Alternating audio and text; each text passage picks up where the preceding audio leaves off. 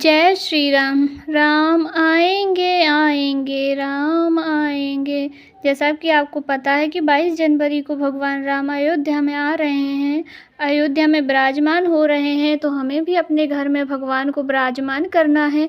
आइए जानते हैं 22 जनवरी को पूजन विधि हमें कैसे करनी है, कैसे भगवान राम लला का स्वागत करना है हमारे घर पर। तो आइए जानते हैं।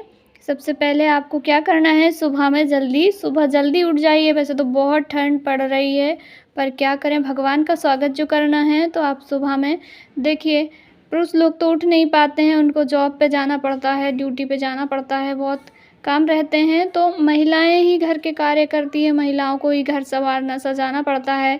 अगर आप लेट उठेंगी तो आपका घर का कार्य नहीं होगा, इसलिए हो सके तो रामलला के स्वागत में 22 जनवरी को आप सुबह जल्दी उठ के स्नान वगैरह कर लें। स्नान वगैरह से निवृत्त होकर अपने घर का जो भी है आपको सजावट करनी है। और उसके बाद आपको क्या करना है, दीप प्रज्वलित मंदिर में आपने, अगर आपको अलग से पूजन करनी है तो अलग से भी कर सकते हैं चौकी वगैरह लगाकर।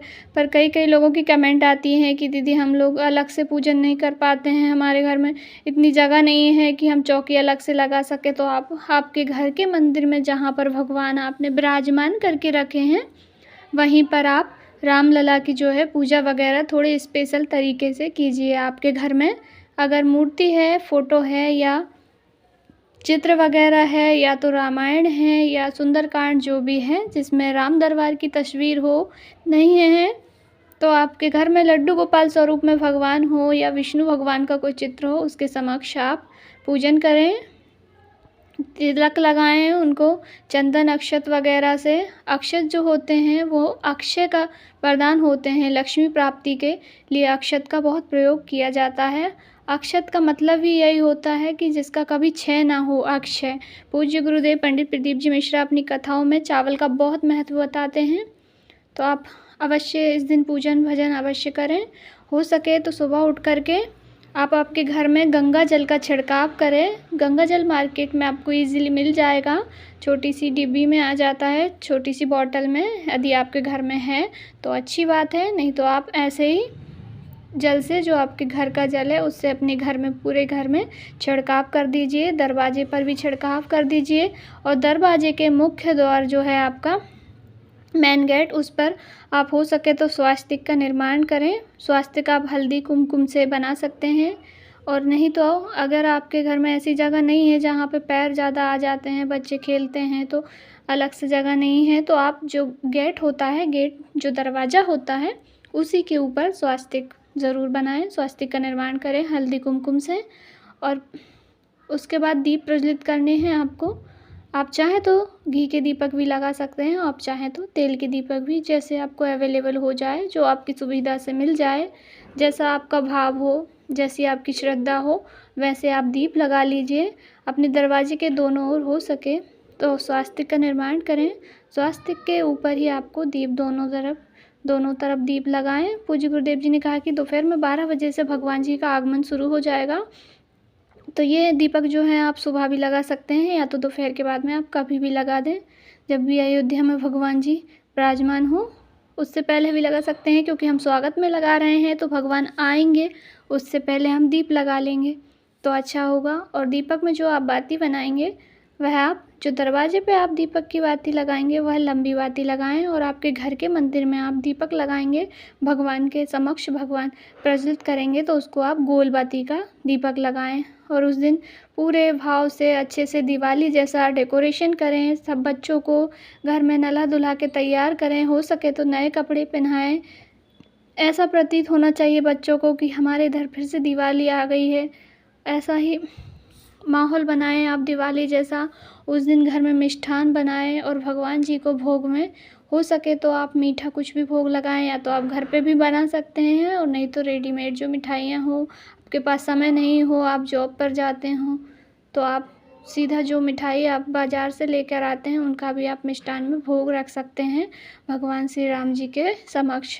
और आप हनुमान जी का पूजन भी करें, और सुंदरकांड हो सके तो रामायण की कुछ चौपाइयों का पाठ करें, और दूध से बनी हुई मिठाइयों का भोग लगाएं, या तो आप खीर प्रसाद तैयार कर लें, या दूध का कोई भी सामग्री आप अपने घर में बनाएं, और हो सके तो उस दिन आप पकवान बनाएं जैसे आपके घर में बनते हैं, पूड़ी, खीर, जो भी आप बना सकते हैं बनाएं, और घर में पूरे घर में आरती करें, दीप प्रज्वलित करें, जितने आपकी क्षमता हो उतने दीप लगाएं। कम से कम 5 दीपक तो आप अवश्य ही लगाएं। दीपक आप माटी के भी लगा सकते हैं और आटे के बनाकर भी लगा सकते हैं, इसमें कोई दिक्कत नहीं है।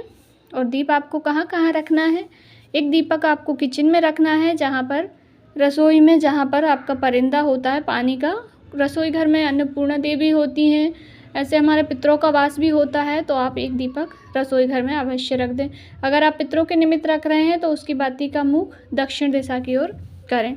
उसके बाद आप 2 दीपक आपके दरवाजे पर, मेन जो दरवाज़ा होता है उस पर रखें। पर ठंडी बहुत पड़ रही है, हवा में अगर आपके दीप बुझ जाएँ बार बार तो आप अंदर वाले दरवाजे पर भी उनको रख दीजिए, क्योंकि हवा बहुत चल रही है, ठंड बहुत पड़ रही है, नहीं तो आप रखेंगे और बुझ जाएंगे। तो इसलिए आप अंदर भी रख सकते हैं, जो अंदर का दरवाज़ा है आपका उस पर रख दीजिए, दरवाजे के अंदर साइड आप दीपक को रख दीजिए, इसमें कोई दिक्कत नहीं है। भगवान सब जगह देखते हैं, ईश्वर सर्वव्याप्त हैं। आप भगवान के स्वागत में कर रहे हैं, भगवान को सब जगह दिखाई देता है, इसलिए आप दीपकों को आपके अंदर के दरवाजे पर भी रख सकते हैं, इसमें कोई मनाही नहीं है। और अंदर जब आप पूजन करें रामलला का, तब उनको अक्षत ज़रूर चढ़ाएं।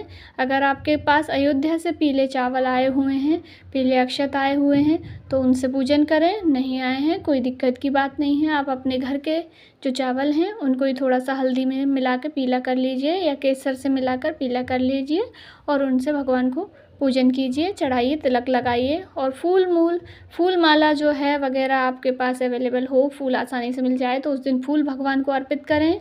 सब देवी देवताओं को फूल अर्पित करें, और रामलला को, माता सीता को, लक्ष्मण जी, हनुमान जी, सबको आप फूल समर्पित करें। हो सके तो माला भी समर्पित करें।